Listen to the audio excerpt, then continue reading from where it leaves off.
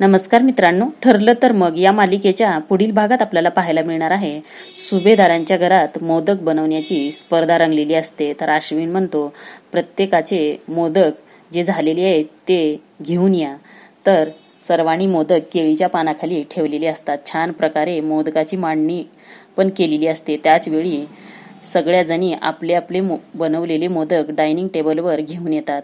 रविराज खूप खुश होतो, म्हणतो की तन्वी किर्लेदार यांचे मोदक आपण पाहूयात. असं म्हणून प्रियाचे मोदक रविराज पाहतात. अश्विन आणि अर्जुन तिच्यावर हसतात आणि म्हणतात, हे मोदक आहेत का असं विचारतात. तेव्हा प्रियाचा खूप अपमान होतो. तेव्हा प्रिया सगळ्यांना रागाने पाहत असते, कारण तिला काहीच करता येत नसतं. मग प्रतिमा आणि सायली या दोघींचे मोदक एकदाच उघडतात दोघीही. बघितल्यानंतर सगळ्यांना धक्काच बसतो. पूर्णाजी म्हणते की खूप छान मोदक बनवलेले आहेत दोघींनी. आजच्या विजेत्या तुम्हीच आहात असं म्हणून मनातल्या मनात त्या दोघींकडे पाहत अगदी आईच्या पावलावर पाऊल ठेवून चालावेत असं सायलीने मोदक बनवलेले आहेत.